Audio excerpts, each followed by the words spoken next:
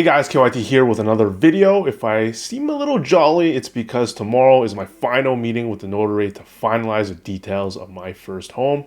Can't wait. I just wanted to drop a quick 101 video around the topic of owning an all-in-one ETF as your only ETF. Now, despite the name being all-in-one, I can understand why some beginners might have some hesitation. Is that truly enough? Do I need to add other things? Is that too many eggs in one basket? I try to answer all these questions in this video. Now, I've done a ton of videos, a ton of content on why all-in-ones are awesome, namely XEQT, but BlackRock themselves have a pretty good website on these asset allocation ETFs. That's the other name that they go by.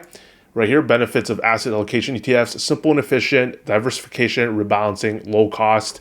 And these reasons, I encourage everyone to explore themselves why each of them are very relevant. I'll touch briefly on diversification. It's important because studies have shown over the long run, huge returns are driven by a small set of stocks. So that generally pushes people towards stuff like XEQT, which has 8,887 holdings, global holdings, and VEQT, which has 13,514. It didn't dawn on me until recently why a newer investor might want more than just VEQT. And now I realize that intuitively it does make sense to feel like more is better. Like if you're buying more tickets to a raffle, you increase your chances of winning. But it doesn't work like that. We have to think of it more of a portfolio pie, if you will. And just like my previous video, I think a visual might help. So on the left side, just imagine this is a portfolio of just XEQT. It doesn't have exactly 9,000 lines, just get the general idea. On the right side is if you add another ETF that's less diversified, that has less holdings, like VDY, for example, a very popular Canadian ETF that has 52 holdings, and that's how your portfolio pie would look. That isn't to say VDY is bad, because if the second pie has the exposure levels of different holdings that you want, then you would go with that.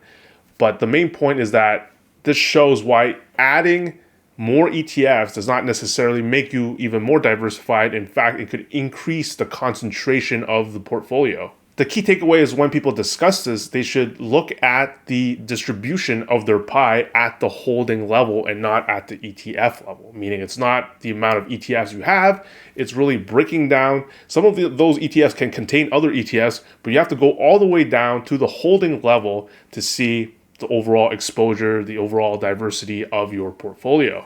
I want to end this video by saying that I have watched a lot of these XEQT review videos, and I think they're great, but I do want my viewers to know where I respectfully disagree. For me, there's generally too much emphasis on past returns. Now, I think a lot of people acknowledge the concept that past performance are not predictive, but to a beginner, it's not really clear why that is. Why, like, is it sort of predictive? Is it a bit predictive? Like, how much value is the past? I think it's a challenge for me to explain why briefly, but I encourage people to understand the concept that stock prices are driven by information.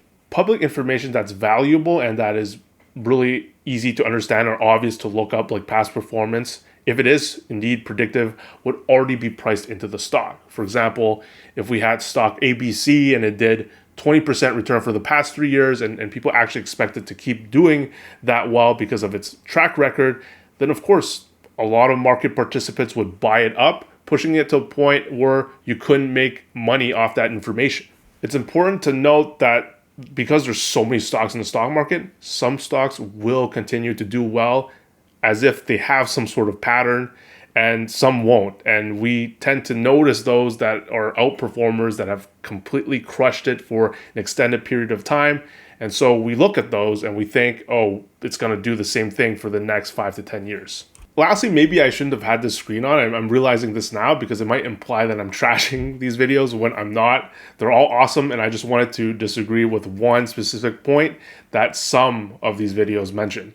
Because you can see my guy here, Momentum Finance, with less than $500,000 in XEQT 7 months ago, and now he's well over $500,000. So congratulations to that guy, and definitely check out his channel. Great dude.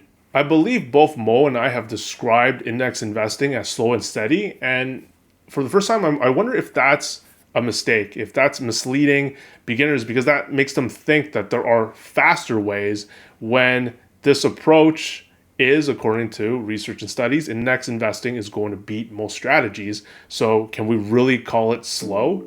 Other strategies are just riskier. They're not necessarily faster. With that said, I'll see you in the next one.